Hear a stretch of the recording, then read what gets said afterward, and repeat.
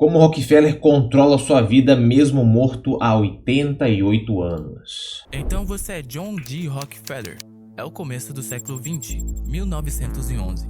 Você domina 90% das refinarias de petróleo dos Estados Unidos. Definitivamente venceu o capitalismo com seu monopólio implacável que esmagou concorrentes sem piedade para se tornar o verdadeiro magnata do petróleo. Ainda que neste mesmo ano a Suprema Corte desmantelou seu império da Standard Oil em 34 novas empresas, você nunca esteve tão rico. Seu patrimônio atingiu o auge de 900 milhões de dólares. Esse valor é tão astronômico que, ajustado para os dias de hoje, seria necessário combinar Elon Musk, Jeff Bezos e Bill Gates para bater sua fortuna. Nossa, irmão, tá maluco. O cara é literalmente dono do mundo, hein? Mas agora que você garantiu riqueza para as próximas 70 gerações ou mais da sua família, sua mente finalmente se abre para problemas maiores. Porque apesar de acumular montanhas de dólares, você ainda queria algo mais ambicioso: moldar a própria sociedade. E o mecanismo mais eficiente que você encontrou para isso foi também o mais simpático: a filantropia. Você começa a doar sua fortuna e, a partir daí, tudo o que as pessoas fariam, estudar, trabalhar, cuidar da própria saúde, passaria pelo sistema que você mesmo construiu. Esse sistema vai moldar escolas, hospitais, governos e até a mente das pessoas que viverão séculos depois da sua morte. Então, foi dessa forma que a Matrix Rockefeller foi criada e até hoje milhões tentam escapar.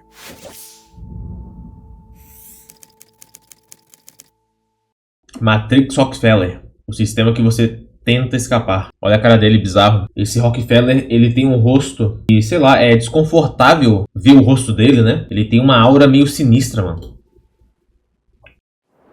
No início do século 20, Rockefeller não tinha uma imagem pública muito boa.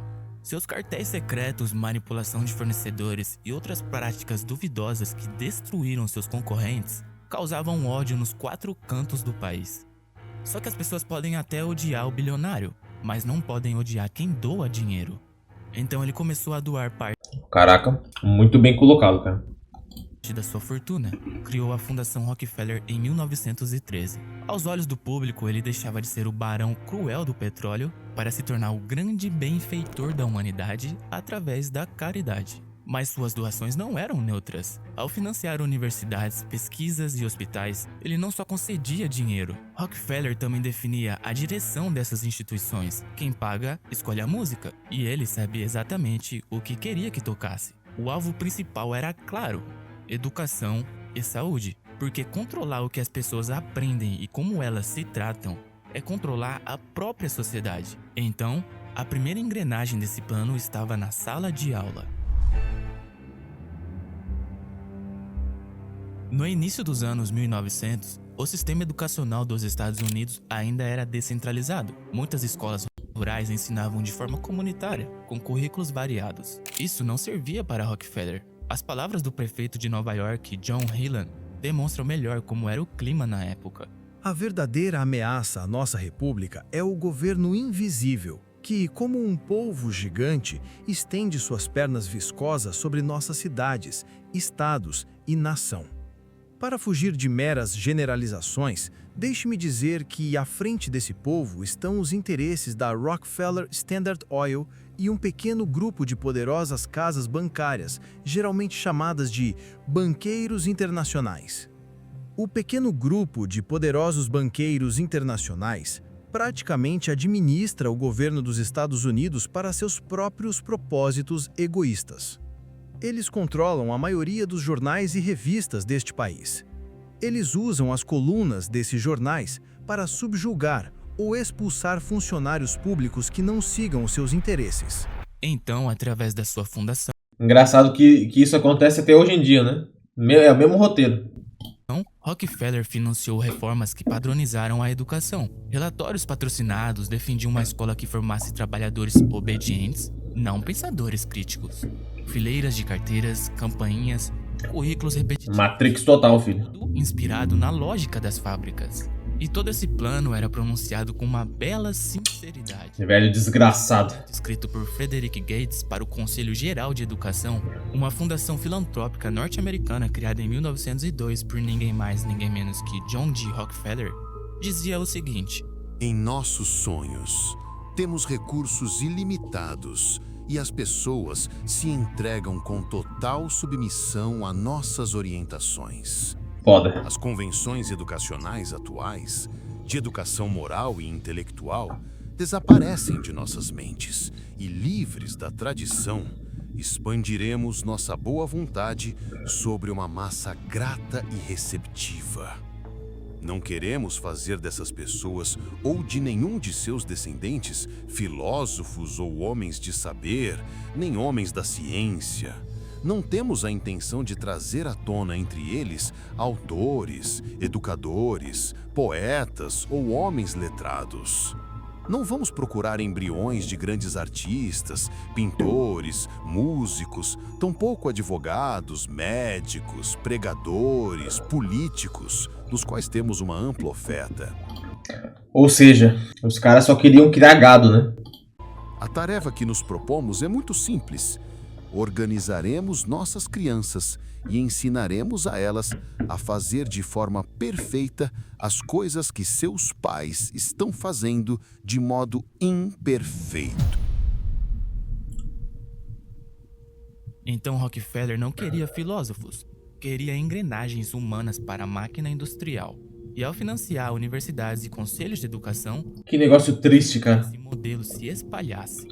Agora, a dita educação passaria a ser um ensino repetitivo de informações soltas, simplesmente para passar numa prova. Então, essa arquitetura escolar não surgiu por acaso, ela foi projetada. Pense por um momento, você acha mesmo que os 12 anos obrigatórios que passamos na escola fazendo exercícios, basicamente de memorização, vai fazer florescer alguém realmente sábio? Não é à toa que a nossa sociedade é formada por uma grande quantidade de analfabetos funcionais que não conseguem interpretar um texto. É foda isso aí. Foi feito de propósito, para gerar uma massa de analfabetos funcionais. Nada de desenvolvimento intelectual verdadeiro, apenas ensino mecanizado para a formação de engrenagens que manteriam o sistema funcionando com as elites no topo e uma massa com chance quase zero de ascensão social. Hoje Porra, você isso é escolhe foda. se Nossa, irmão, isso é foda, né, cara? Cara, o sistema foi criado pra deixar a gente na merda, cara. Não tem outra explicação, velho. Satânico, né? educar seu filho em casa. O homeschooling é totalmente proibido. Tem uma mãe que está Foda. sendo processada e multada em R$100 mil por manter o filho estudando em casa. R$100.000. Para não virar um criminoso, um pai atualmente é obrigado a matricular seu filho num sistema educacional obrigatório que vai ensinar de tudo, menos ele ter pensamento Que merda, né, e cara? iniciativa. No final, Pô, eu nem sabia disso, na verdade, cara. Eu não sabia que tu pode ser preso se tu não matricular teu filho na escola. será mais uma pessoa que aguarda tranquilamente alguém que lhe diga o que fazer e que acredita em tudo que o governo diz e tudo que está na mídia. Educadores respeitados enxergam que a escola na verdade se tornou um mecanismo de alienação e lavagem cerebral para manter o mundo como é, ou seja, prevalecer o sistema que favorece apenas os interesses das elites corporativa e política. Mas a ambição de Rockefeller não parou por aí. Ele também queria controlar como as pessoas lidavam com o próprio corpo. Corpo? Pensei que ele ia falar dinheiro. O próximo alvo foi a medicina. As faculdades ensinavam práticas diversas: fitoterapia, naturopatia, homeopatia. O uso de medicamentos naturais era frequente. Esse ecossistema descentralizado era imprevisível. Rockefeller Não vai me dizer que ele também criou todo o sistema de medicamentos. precisava de um padrão. Então, em 1910, financiou o famoso relatório Flexner, em parceria com Carnegie. Um homem chamado Abraham Flexner viajou pelos Estados Unidos para informá-los sobre o funcionamento da medicina e dos hospitais em todo o país. O compilado de informações e as recomendações contidas no relatório Flexner resultou no modelo médico que temos hoje. As faculdades de medicina e os hospitais foram obrigados a adotar as recomendações ali dispostas. O resultado? Centenas de escolas médicas foram fechadas. O que restou foram instituições moldadas por Rockefeller, ensinando uma medicina centrada no uso de drogas patenteadas. E detalhe, Você é louco. Larga a mão, filho. Como é que é, meu nobre? na época defendeu o fechamento de todas as faculdades de medicina historicamente negras. Naquele tempo, o seu racismo era escancarado a tal ponto Ô, que louco. ele chegou a declarar no seu relatório que um sanitarista negro bem treinado será imensamente útil, enquanto um negro com um diploma de medicina é perigoso.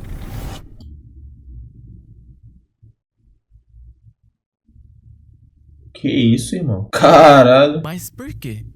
Por que Rockefeller tinha tanto interesse em moldar a medicina?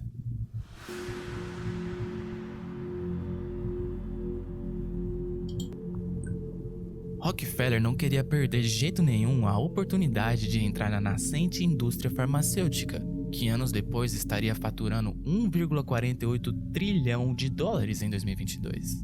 Então ele usou... Velho safado, mané. tudo Porra, o cara, toda a indústria, o cara queria entrar pra lucrar. no nome da caridade, lógico, para financiar pesquisas químicas. Empresas ligadas à sua rede começaram a transformar derivados de petróleo em medicamentos sintéticos. Os cientistas receberam grandes doações para estudar como as plantas curavam doenças, mas o real objetivo era identificar quais elementos químicos da planta Meu Deus do eram céu. eficazes e depois recriar em laboratório um produto químico similar, mas não idêntico, que pudesse ser patenteado. Neste cenário, Rockefeller viu a capacidade de monopolizar o petróleo Caraca, irmão, o cara tirou todos os produtos, os remédios naturais e botou petróleo em cima, foda-se. a química e a indústria médica ao mesmo tempo, e com uma nova e gigante vantagem. A criação de patentes sobre os novos produtos seriam capazes de gerar lucros ainda maiores. Até porque o petróleo sempre foi apenas uma commodity. Por meio do seu alto nível de influência, Rockefeller, sua família e seus altos executivos, com suas alianças monopolísticas, estavam conectados ao maior cartel químico da história, a temida IG Farben, um dos motores industriais do regime nazista. Dessa parceria, Olha aí, ó. Mas tinha que ser, né, cara? Tinha que ter o dedo, né? Tinha que ter aquele dedinho alemão ou austríaco, né? Também tem o dedo austríaco. que nasceu em 1929, surgiu um escândalo no qual a Standard Oil, além de ajudar a financiar o regime nazista, também negou Auschwitz. nos atrasou em revelar o segredo industrial dos alemães de produzir borracha sintética, algo que colocaria os Estados Unidos em tremendo risco, por depender de um insumo vital para seus aviões, automóveis e equipamentos de guerra no geral que precisavam de borracha. Isso seria visto depois como uma das maiores traições feitas ao país. Mas um acordo judicial feito em 1942, ainda durante o conflito, colocou fim nessa história com multas simbólicas, perda de patente e alguns executivos prestando depoimentos no Congresso. Com o fim da guerra, a IG Farben foi desmembrada em 3 gigantes. Mas havia um problema. Com a dissolução do quartel, alguns ativos acabariam nos Estados Unidos. E foi a Standard Oil que criou a cobertura perfeita, a América IG, um conglomerado que absorveu uma rede de empresas químicas e farmacêuticas, como a Sterling Drug, Monsanto e Dow. Então basicamente foi criado um ciclo perfeito. A Fundação Rockefeller financiava escolas de medicina, treinava gerações de médicos para receitar drogas químicas. O cara controlava tudo, mané. Drogas, o mesmo cartel farmacêutico em que eles tinham participação. O resultado foi outro monopólio silencioso. Um cartel que não só enriqueceu os Rockefellers, mas moldou a medicina moderna e a própria indústria farmacêutica que conhecemos hoje. Do ponto de vista público, parecia progresso. Não tem como negar, a medicina passou a ser mais profissionalizada. Antibióticos, vacinas e anestesias realmente salvaram milhões de vidas. Mas nos bastidores, Rockefeller havia criado uma estrutura onde a Big Pharma era só mais um instrumento para a geração de lucro. Todos achavam que a medicina era neutra e o progresso científico era livre de segundas intenções.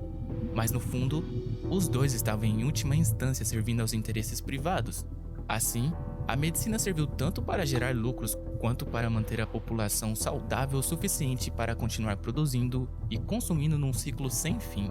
Alimentação e prevenção viraram notas de rodapé e pacientes se tornaram clientes vitalícios. Foda. Terapias alternativas completamente marginalizadas e rotuladas como charlatanismo. Atualmente as pessoas olham para você como um esquisitão se você fala sobre as propriedades curativas das plantas ou de quaisquer outras práticas que não focam apenas na doença ou sintomas. Médicos que tentam trilhar um caminho um pouco fora do consenso foram e são crucificados. E para que ninguém percebesse esse truque, Rockefeller precisou controlar também mais uma coisa. Rockefeller sabia que ciência não existe sem financiamento e que jornalismo não existe sem publicidade. Então ele fez as duas coisas. Ao patrocinar institutos de pesquisa, ele definia quais linhas científicas tinham futuro e quais eram descartadas. Ao investir em jornais e revistas, através do cartel farmacêutico em que teve envolvimento, ele filtrava o que era publicado. Puta que pariu. Farmacêutico eram abafadas. Terapias alternativas. Caraca, o velho pensava em tudo, irmão. O maluco era um gênio do mal. Um gênio maligno. O cara controlava tudo, comprava tudo, investia em tudo. Tá maluco. Popularizadas como charlatanismo. O público acreditava estar acompanhando o que a ciência dizia, mas na prática acompanhava apenas o que a rede de fundações e empresas Rockefeller autorizava a circular, pois seus agentes da fundação já estavam infiltrados na Associated Press e também porque Rockefeller já tinha colocado o magnata William Randolph Hearst, dono de dezenas de jornais, no bolso após seu banco salvá-lo da falência em 1930, Nossa. a Grande Depressão de 29. Se tem uma coisa que Rockefeller sabia brincar, era de monopólio. E as aulas da vida que ele teve para construir a Standard Oil se provou um recurso valioso para controlar depois a educação geral, a educação médica, a indústria farmacêutica, os reguladores e a mídia, pois todos estavam em algum nível vinculados à sua nova teia de monopólio formada através da dita caridade. Rockefeller morreu em 1937, mas o sistema que construiu continuou. A escola moderna ainda funciona como uma linha de montagem de obediência, a medicina ainda gira em torno de protocolos farmacêuticos, a mídia ainda depende de anunciantes que definem o que pode ou não ser publicado. E tudo isso parece natural, como se sempre tivesse sido assim. Doideira, hein? Foi seu maior feito, não criar apenas riqueza, mas normalizar um modelo de mundo. As pessoas podem até não se lembrar do seu nome, mas quando entram numa escola, numa farmácia ou num hospital, estão dentro do universo que ele ajudou a desenhar. Nossa, cara, brutal, velho. O cara simplesmente criou a Matrix, irmão. Só isso que o cara fez. Vou fazer o que, né, cara? Vou fazer o que, irmão? Aqui já era, cara. Aqui não tem mais o que fazer, não. O cara simplesmente criou a Matrix, irmão.